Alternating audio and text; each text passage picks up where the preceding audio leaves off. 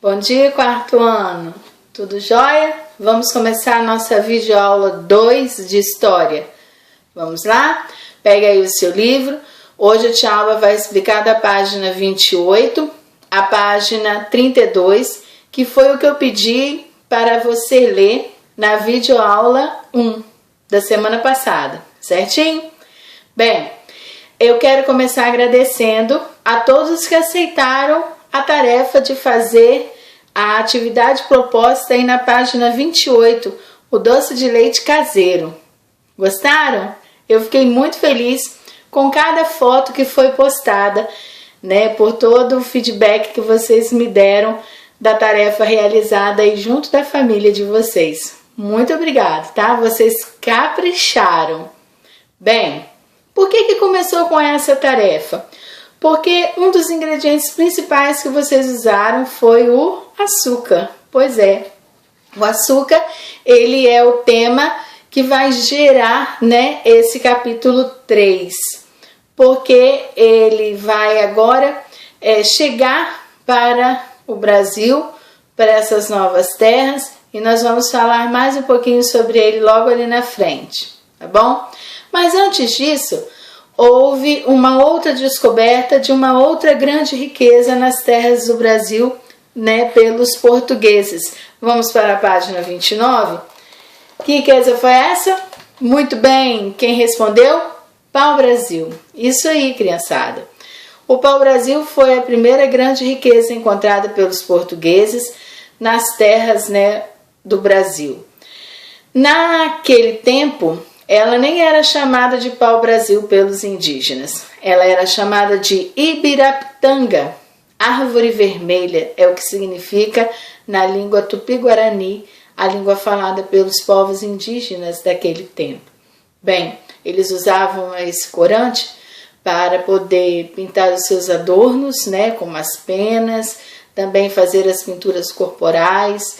Eles também usavam a madeira para fabricar o arco, a flecha. E aí os portugueses, observando, eles viram que essa árvore tinha uma riqueza muito grande e que eles poderiam aproveitar na Europa, né? Eles poderiam retirar o corante dela para tingir tecidos, porque já era, né, ali uma prática que eles dominavam na Europa, e também na fabricação de móveis e até mesmo de embarcações para suas grandes navegações. E aí nós vamos observar nos mapinhas que estão propostos aqui, ó, na página 29, que houve um grande desmatamento, né, no nosso território brasileiro. A Mata Atlântica, ao longo desse tempo, ela foi grandemente desmatada. E é justamente isso os questionamentos aí das primeiras perguntas do número 1. O que aconteceu com a Mata Atlântica ao longo do tempo? Ela foi desmatada, ela foi diminuindo, né, ao longo do tempo. E quanto tempo levou para essa mudança, né, acontecer? Se nós formos prestar atenção nas datas, né, que os mapas estão aí nos apresentando, nós vamos ver que em torno de 500 anos, né, cerca de 500 anos para todo esse desmatamento acontecer. E por que isso ocorreu com a Mata Atlântica? A princípio, porque havia um grande interesse, né, na árvore do pau-brasil e explorar essa riqueza. Ao longo da história, nós vamos ver que essa mata ela foi explorada também para atividades agrícolas, para a construção de moradias e outras atividades mais, certo? Página 30.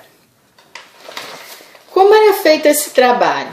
Bem, os portugueses usaram a prática do escambo, ou seja, eles utilizavam o trabalho, a mão de obra dos indígenas, e em troca desse trabalho, eles davam aos indígenas objetos simples do seu dia a dia, mas para os indígenas era muito importante, porque eles não conheciam esses objetos. Que objetos eram esses, Thiago?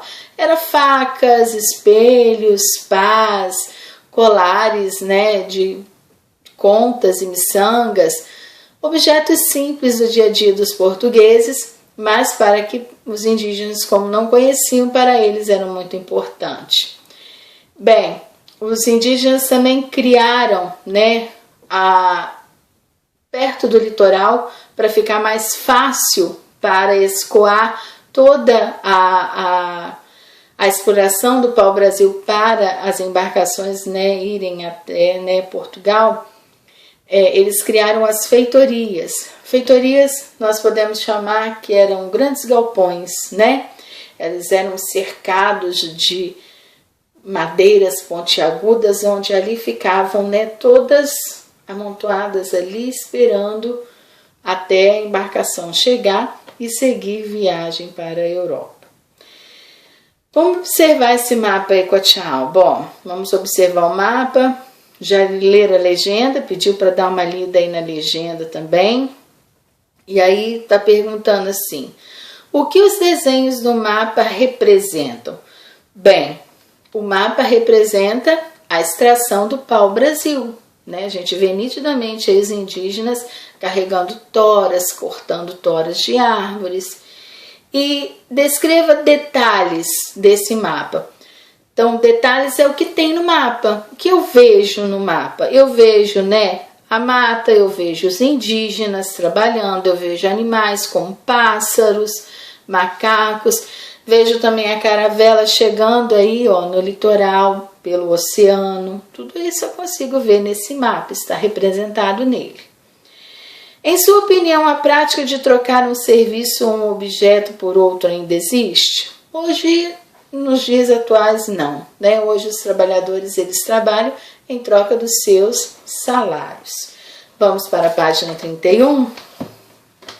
O cultivo da cana e a produção do açúcar.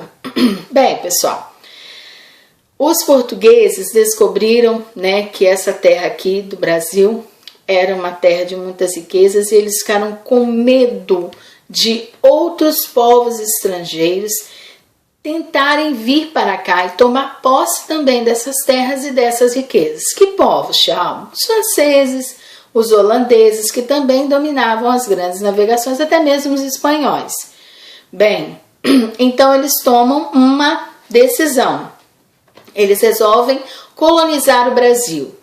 Para essa colonização, o que eles fazem? Eles mandam para cá um grupo de portugueses, sendo liderados por Martim Afonso de Souza. Lembra lá no terceiro ano, quando nós estudamos sobre as primeiras vilas no Brasil? E vimos que Martim Afonso de Souza foi o que fundou a primeira vila no Brasil. É justamente aqui, nesse momento, nessa época da colonização, do início da colonização do Brasil.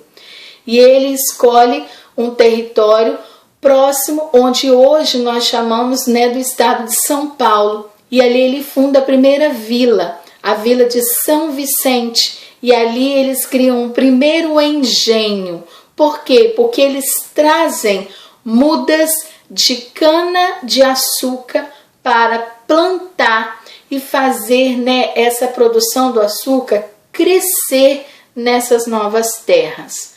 Bem, eles trazem também para trabalhar diretamente nessa plantação, nesse cultivo da cana-de-açúcar, nessa prática da agricultura, eles trazem também os negros africanos. Eles trazem eles como mão de obra escrava para poder trabalhar diretamente no plantio da cana-de-açúcar e também na produção do açúcar. E esse atrativo de fazer gerar essa riqueza nessas novas terras também era interesse de que outros portugueses, atraídos pelo crescimento dessas novas terras, pudessem também vir para cá, tá? Bem, tem uma imagem aí que mostra esse trabalho já acontecendo aqui, nessa produção do açúcar. E aí tem as perguntinhas do número 1. Vamos lá? Por que os portugueses decidiram colonizar o Brasil de forma efetiva? Tá lá no início do capítulo dessa página aí, do primeiro parágrafo, onde fala que eles precisavam o quê? proteger o Brasil de quê? De invasões estrangeiras. Que invasões estrangeiras eram essas? Os franceses, holandeses, como eu disse, e garantir a posse do território, né, para eles. Como que essa colonização foi feita no início? Através do cultivo da cana-de-açúcar. Eles vêm para cá, ocupam a terra, né, montam vilas e aí começam a cultivar a cana-de-açúcar. Assim, eles vão começar essa colonização. Por que o açúcar foi escolhido para ser produzido no Brasil? Bem, primeiro porque os portugueses, eles dominavam, né, a prática de cultivar o açúcar. Segundo, porque era um produto muito valorizado na Europa. E terceiro, porque o Brasil tinha clima favorável e terra fértil para esse plantio, certo? Página 32. E como se cultivava? Bem, eu já disse que eles trouxeram também os escravos, né, para trabalharem. Os escravos trabalhavam de 14 a 17 horas, né, por dia no cultivo. Era um trabalho árduo, pesado, forçado e vigiado, né? O tempo todo que eles estavam trabalhando, eles eram vigiados pelo feitor. Se você observar essa imagem aqui, ó, você vai ver um homem a cavalo. Esse homem que está no cavalo vigiando o trabalho aí dos negros, ele era o feitor. Ele era responsável por vigiar todo o trabalho dos escravizados. E, a princípio, quando eles iam colher, eles usavam um processo de queimada. Hoje em dia, nos dias atuais, a colheita não pode mais usar esse processo, né? É proibido, né? É crime ambiental. E depois, né, de queimado, os escravos colhiam a cana e levavam para a casa da moenda. E lá começava a produção do açúcar. Na nossa próxima aula, a gente vai ver com mais detalhes sobre, né, o engenho, a casa da moeda, como que essa produção acontecia. Tá bom, galerinha? Vamos responder aí com a tia, o número 2. Observe as imagens e compare. Os trabalhadores retratados nelas, há diferença entre eles? Há diferenças. Quais? Bem, primeiro nós temos aí na primeira imagem escravos. Na segunda a gente tem um trabalhador, né, que hoje ele é livre e recebe pelo seu salário. E também as vestimentas. Na primeira imagem aí você vê os escravos, né, sem camisa, só de calções, descalços, desprotegidos.